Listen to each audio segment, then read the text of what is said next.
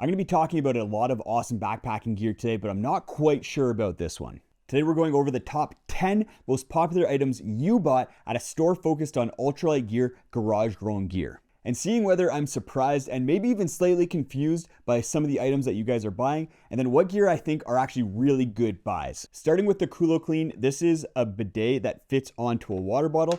And I'm a little surprised by this one being in the top 10, but not really. Most people, they want a clean butt, and the Kula Clean is probably the most talked about bidet, so I can see why it'd be pretty popular. From my perspective, I really like that it just plugs into the top of a water bottle instead of screwing on like some other ones do, and that makes it a lot easier for me to take it on and off with one hand.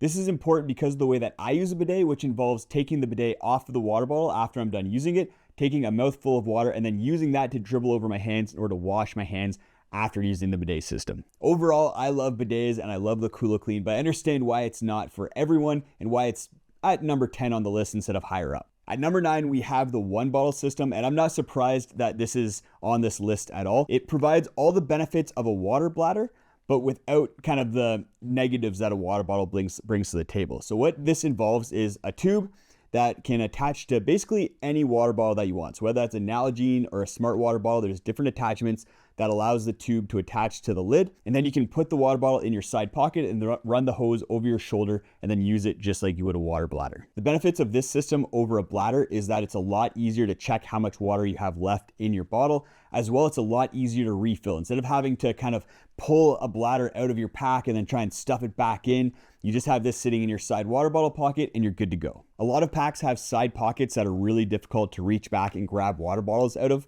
so I can understand why this is a popular item. And a lot of people just like the convenience of being able to have a hose and a mouthpiece right on their shoulder, so it's easy to take sips of water throughout the day. My thoughts are that I've taken a really hard line against packs that don't have easy to reach side pockets. So because of that, I don't use the one bottle system very often because all the packs that I really kind of gravitate towards have easy to reach side pockets. And I like just being able to reach back, grab a full water bottle, and take a sip whenever I want. So while it's not for me, I can see why it's popular with a lot of people, especially if you invested a lot of money into a pack like the Hyperlight Mountain Gear packs that don't have easy to reach side pockets. Number 8 on the list are these smelly proof bags, and I'm definitely surprised that these made it onto the list because they're relatively new to the scene, and I thought people would be still trying to figure out how to use them and how to incorporate them into their backpacking. They're essentially super durable Ziploc bags that also have more kind of performance when it comes to odor protection. If you're in bear country, it's a lot better to have as much odor proofing as you can get when you're packing up your food. And then these also, because of the durability, are more durable kind of organizational tools. So if you have little ditties or things like that, these are going to be almost as lightweight as a standard Ziploc bag, but a lot more durable and reusable. My thoughts are that I love all of the different sizes that Smelly Proof has for their bags, and we use these at home a lot for produce and storing things in the fridge. I also like that they have options with curved bottoms to them that allow the bag to expand a little bit more, as well as make it easier to eat out of them if you are doing something like cold soaking. And while they are dishwasher safe, they're only rated to 88 degrees Celsius for heat, so you can put hot water in them, but not boiling water. As an aside, Garage Grown Gear is a sponsor of my channel, but they're not sponsoring this video. I just think that they're a cool store that sells really cool gear. Number 7 are MSR Groundhog tent stakes, and I'm a little bit surprised that these are on the list, particularly because they're not the most ultralight option Garage Grown Gear sells, and Garage Grown Gear is known for kind of having an ultralight focus to them. But the Groundhog stake, I understand why it's popular. It's proven, it's effective, it's durable, and it's relatively affordable compared to some of the other options. My thoughts are that I love the Groundhog stake, but lately I've been playing around with some more ultralight options like the Big Sky tube stake, as well as the MSR Carbon Core stake, which is a smaller stake, but really good for maybe non-critical points on a tent. That being said, both of these more ultralight options are more expensive, and the Groundhog stake, you just can't beat the reliability and the price. Number 6 is the Big Sky food pouch, and I'm a little bit surprised that this is on the list because I didn't think that most of my audience and most of the Garage Grown Gear customer base was going out in cold enough conditions to warrant bringing a food pouch, because they're really going to start being super useful when you're in sub-freezing temperatures, and most people, they try to avoid going out when it's super cold. That being said, if you are going out in cold temperatures, having a food bag makes rehydrating your meals a lot easier. And when you're eating your meal, you can keep it inside the food pouch, which keeps your meal warm as you kind of take time to eat it. Personally, I always bring an insulated food pouch in the wintertime,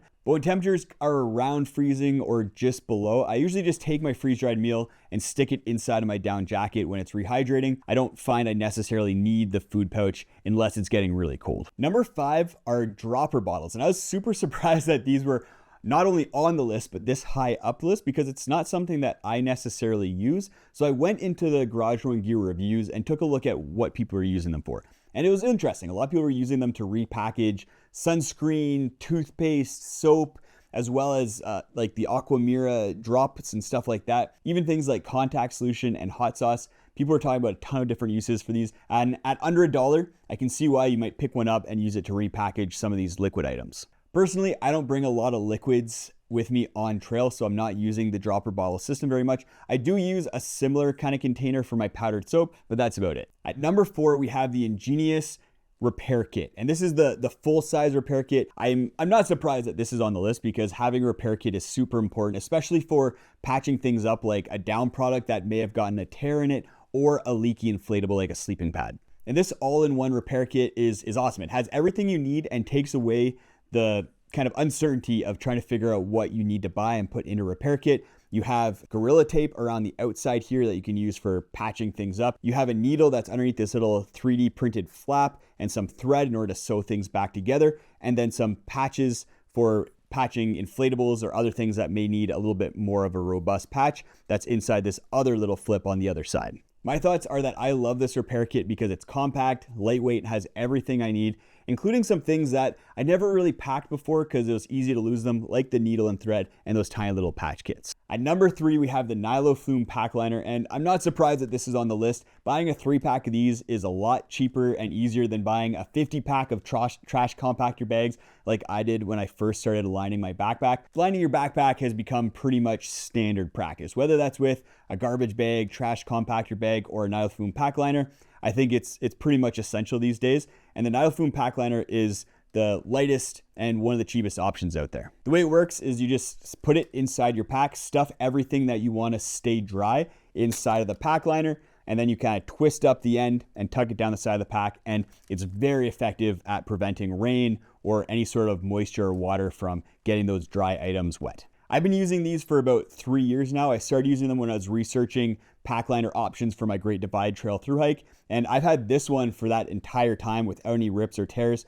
I find that if you want them to last well, because they're not the most durable thing out there, you just keep them inside your pack, just put things in and out while they're inside your pack, and then you don't have any risk of tearing them. Number 2 are unpaced toothpaste tabs, and definitely not surprised that these are on the list. I'm not even surprised that they're at the number 2 spot because they are way better than bringing little tubes of toothpaste or big tubes of toothpaste if that's your thing. Basically, what you get with these is little tabs that you chew up, and then you can brush your teeth just like normal. They come in fluorinated and unfluorinated versions. And what I love about them is that they're lightweight and you only need to bring the amount that you need for a trip. So if you're going on an overnight trip or a weekend trip, you can only bring a handful of these instead of having to bring an entire toothpaste tube or a big package of toothpaste. These have been my go-to for years when it comes to toothpaste, and they're really nice for my Great Divide Trail through hike when I was resupplying and figuring out how much toothpaste I needed for each section of the hike. The number 1 most popular item that you guys bought at Garage Growing Gear were these little sports caps for water bottles. So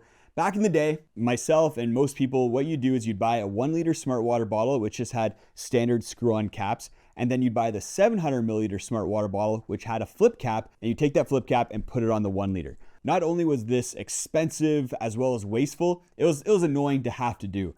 So Garage Growing Gear, they started carrying sports caps separately, and you could buy as many as you wanted in different colors, and they just screw onto your 1-liter Smart Water bottle, and it allows you to easily flip up the lid, take a sip of water, and you're good to go. Personally, I love the flip caps more than screw caps because it's just easier to drink water. And what's kind of been interesting is that I've noted the flip caps that Garage Growing Gear carries seem to be a little bit more durable than the ones on Smart Water bottles, which is nice to see because, again, just reduces waste. If you want to see a video about my favorite backpacking gear from 2024, go check out this video right up here. I go over my favorite backpacks, tents, sleeping pads, basically everything that you need for backpacking.